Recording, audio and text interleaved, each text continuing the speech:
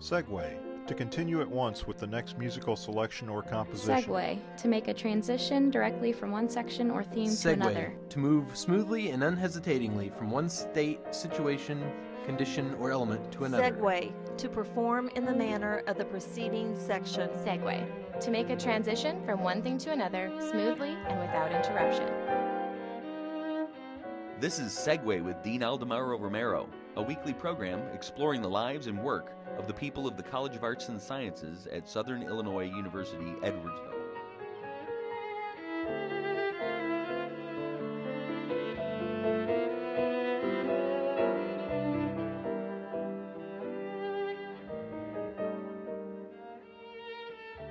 Hello everybody.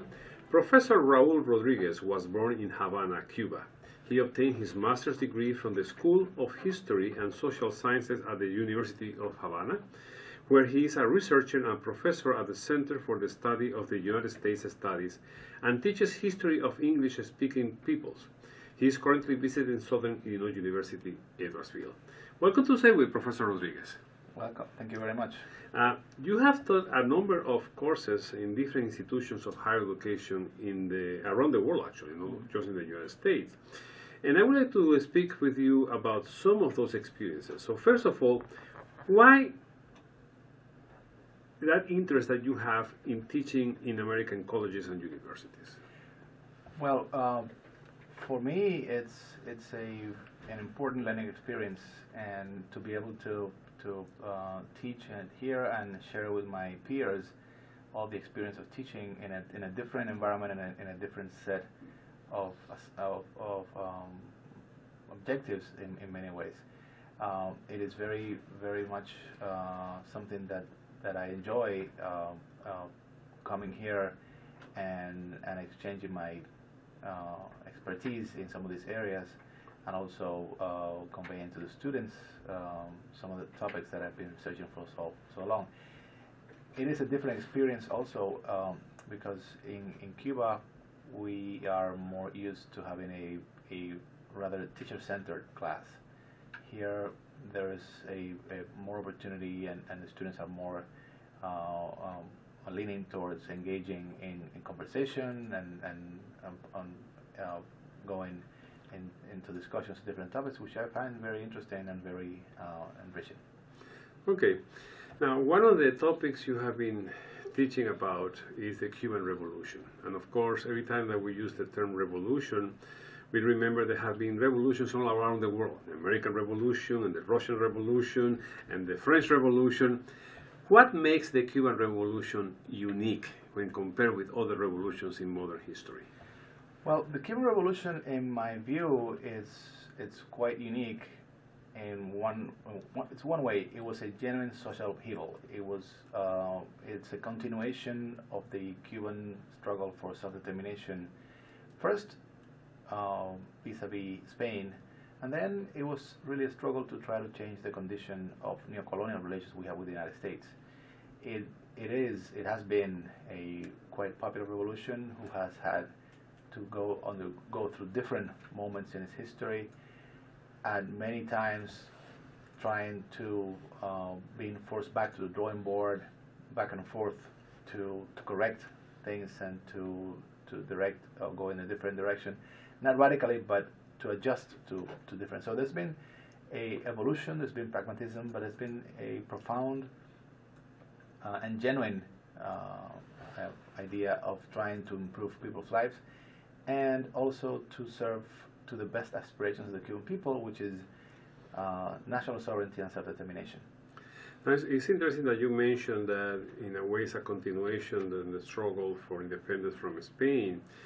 And when you look at the history of Cuba in comparison with the rest of Latin America, Cuba was the last country that became independent from Spain, but that happened many decades after most Latin American countries attaining independence. That was mostly in the 1820s and 1830s. Why was that huge lapse of time between the independence of Latin American countries and that of Cuba?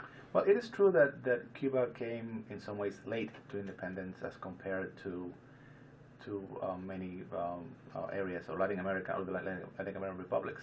in some ways is because the kind of relationship that Cuba had with Spain, the fact that Cuba was one of the first territories that was conquered by the Spanish, and the process of consolidation of nationhood in Cuba, or national aspiration in Cuba, came late in many ways in terms of its relationship with Spain. Cuba in some ways was a stopover for many of the colonial transit between the Americas and the New World.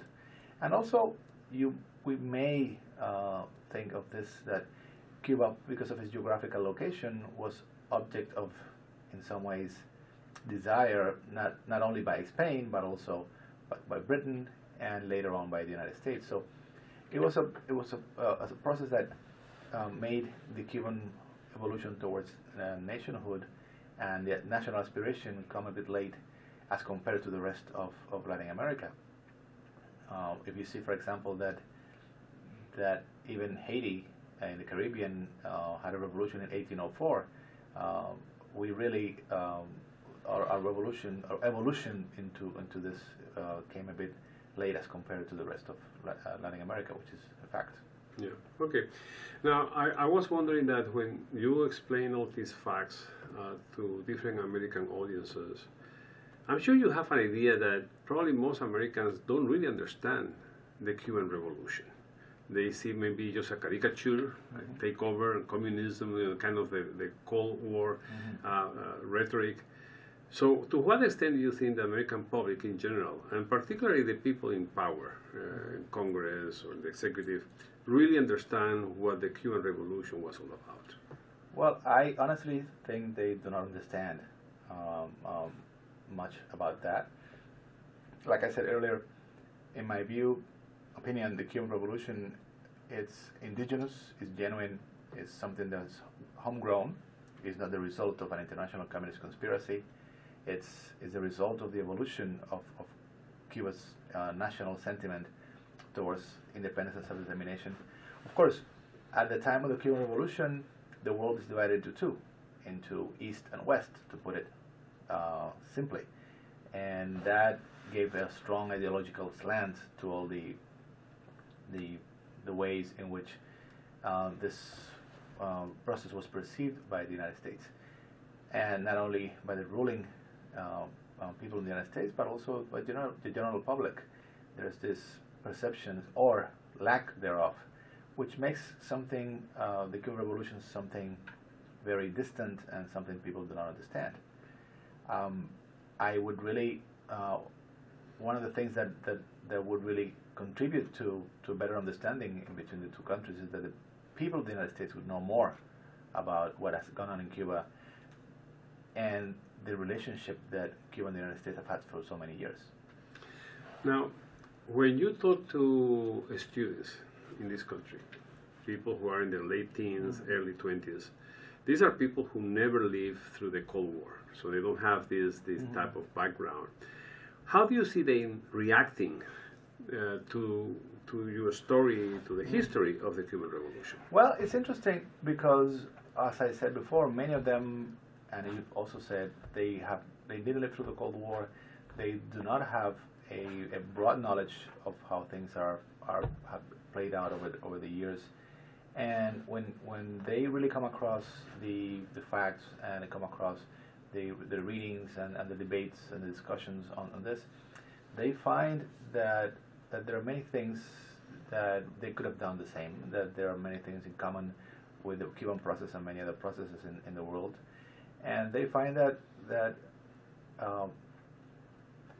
the existing relationship between Cuba and the United States is something that should be improved. Unfortunately, most people, and the students included, have a negative perception overall of what Cuba is all about and what the revolution is all about. And when you engage in a conversation with them and try to explain, and they start seeing more of a process that is a human endeavor, that is a process that have had his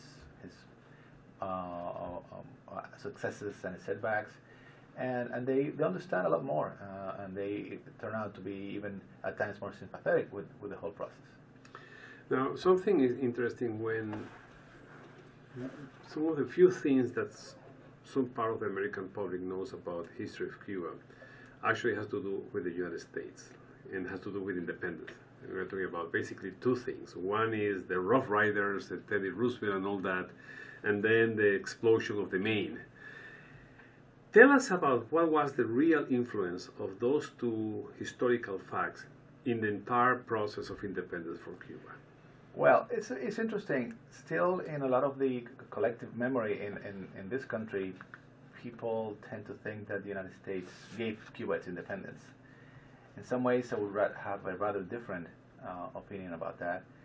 The Cuban independence movement, although, as we said before, started a bit late as compared to the other Latin American countries, developed really into a strong nationalist movement for 30 years after 1868.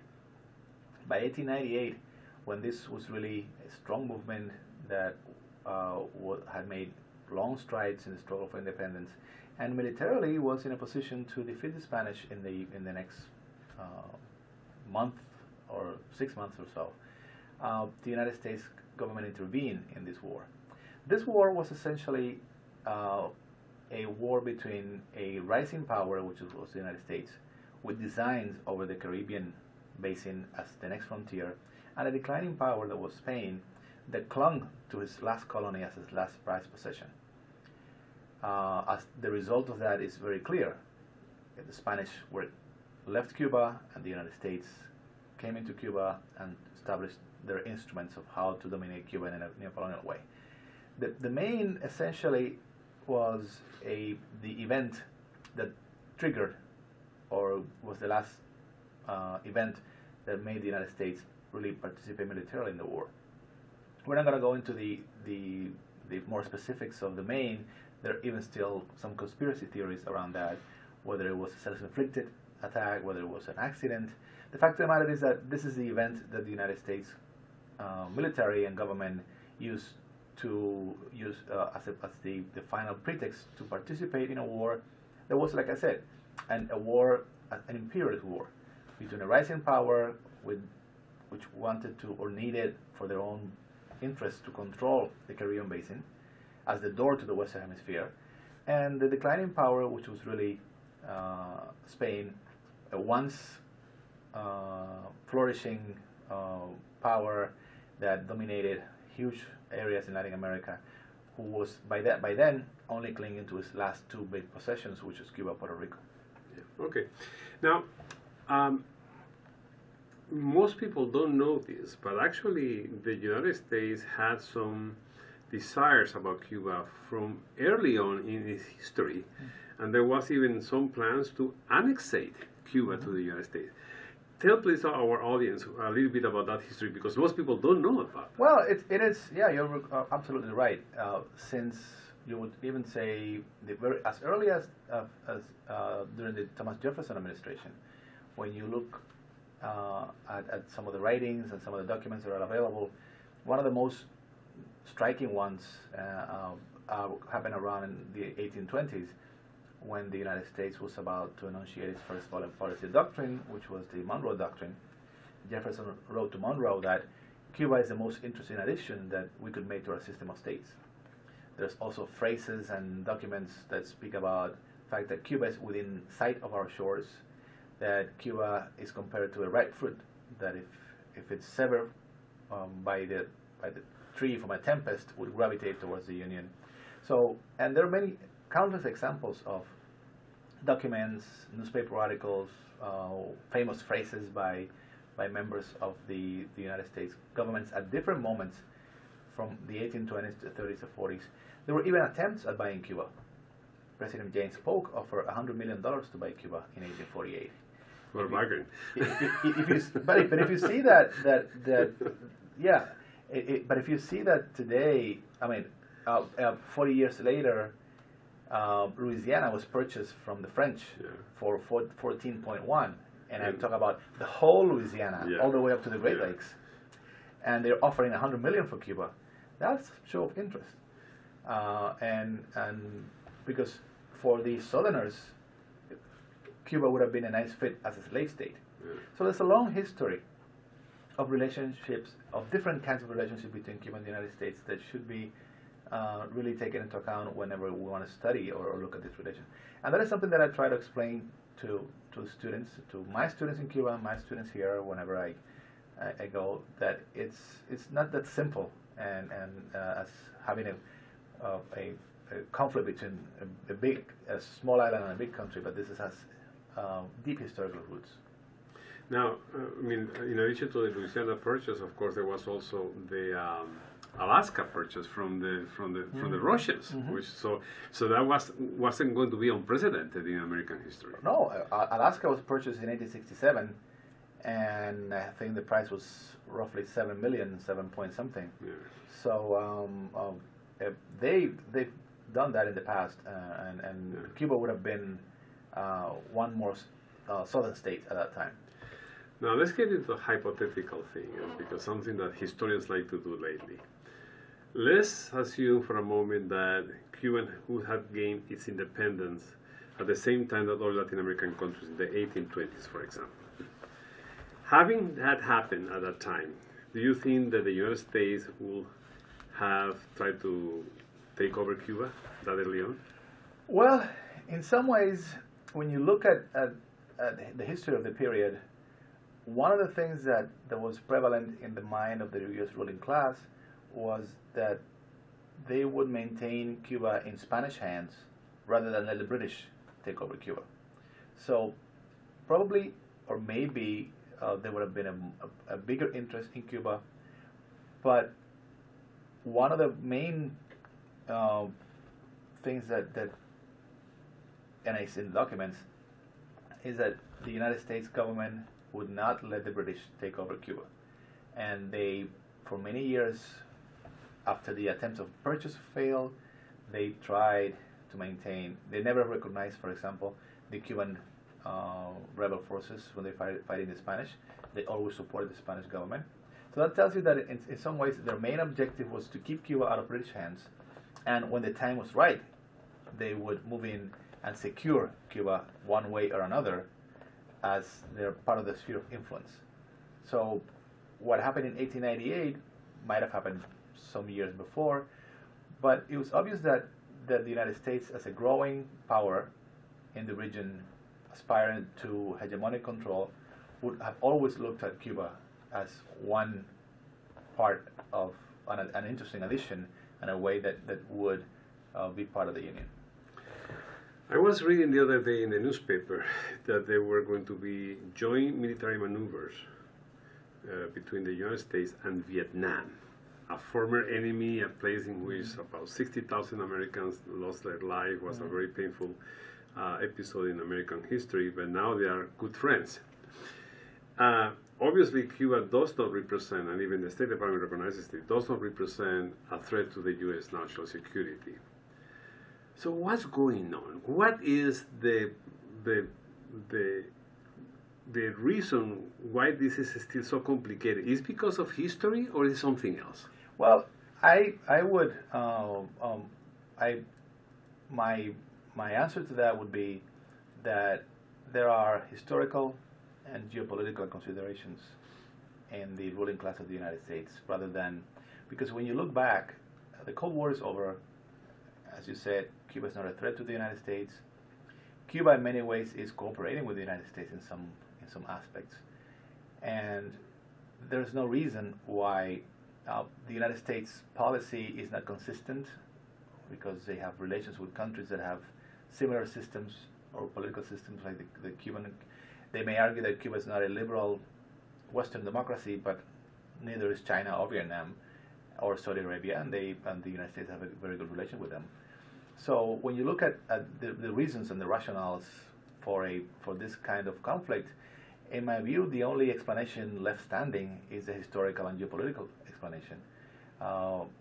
It's interesting. I was also reading the other day something that I would recommend to you, and I'll send you the paper.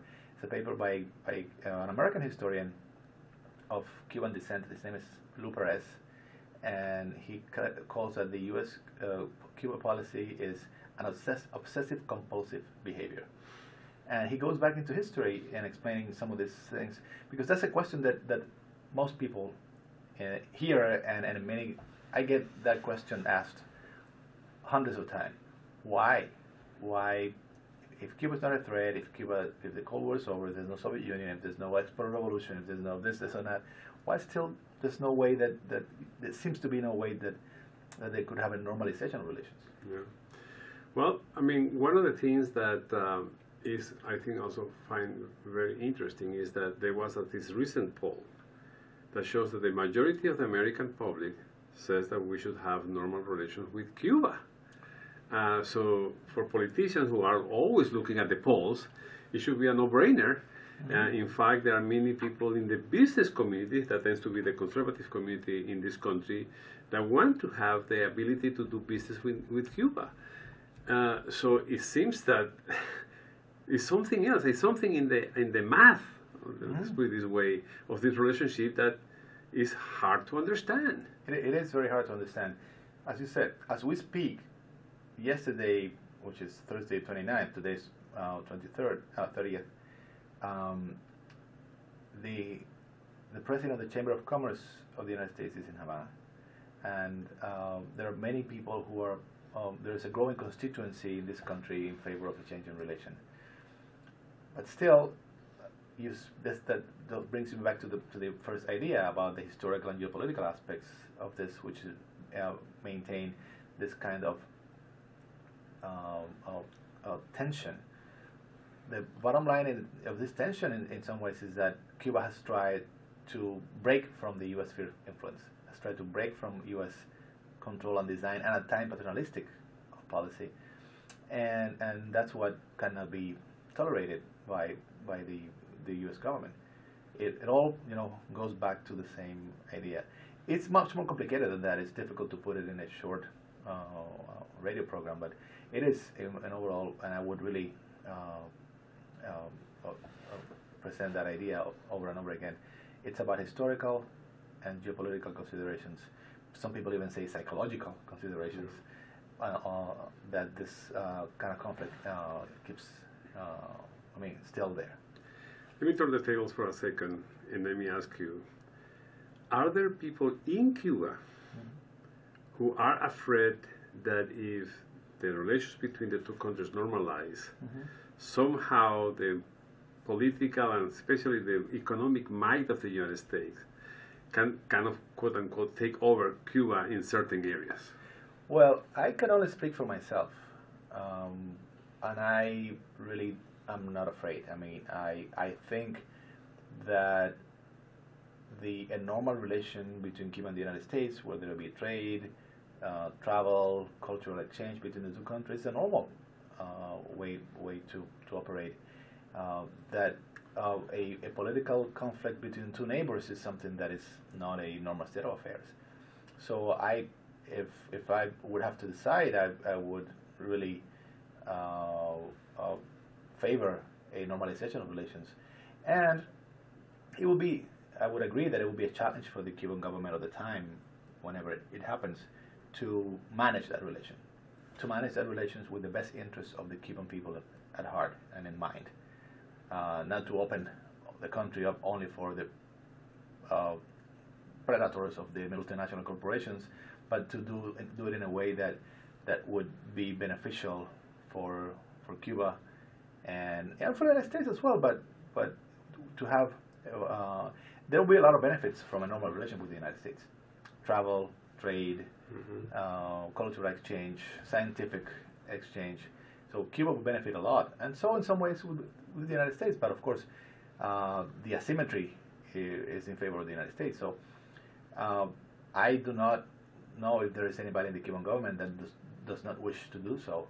I personally would favor, if I had to vote for it, I would vote for a normalization tomorrow and let the challenges come. Okay. Now, you have also studied the Cuban-Canadian relations, and this is the neighbor of the United States to the north, also mostly an Anglo-Saxon country. But the differences between the relations between the two countries and Cuba are enormous.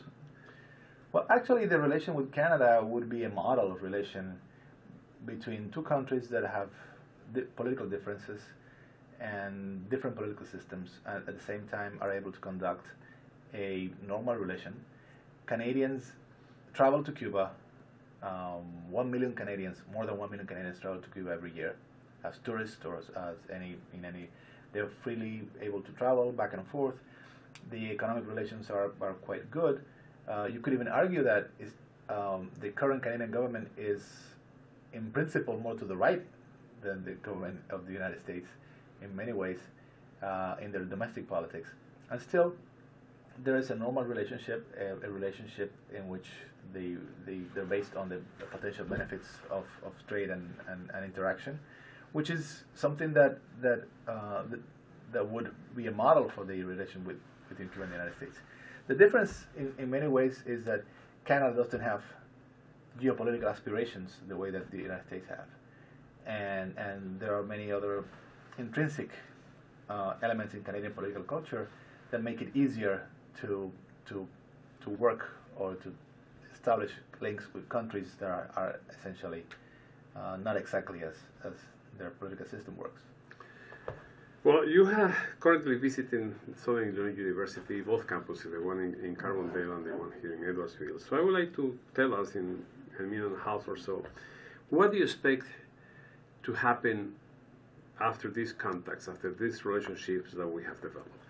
Well, this is my second visit to SAU, SAUE. I visited this time both campuses, and I really expect to promote a relation of exchange, academic exchange between University of Havana and SAUE and SAU. That will be long term.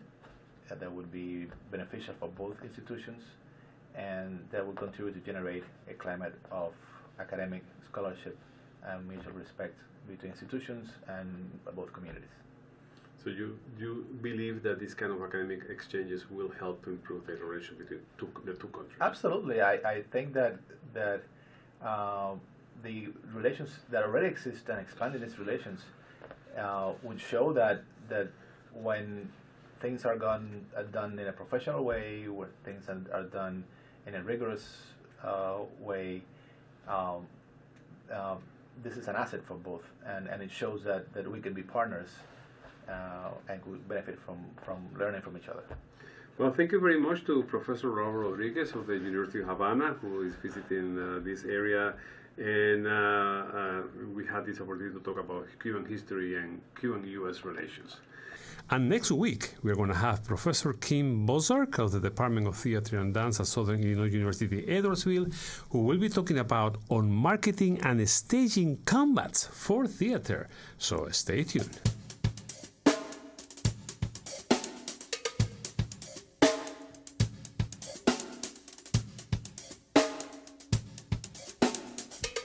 This has been Segue with Dean Aldemaro Romero, a production of the Department of Mass Communications at Southern Illinois University, Edwardsville. All rights reserved, 2014.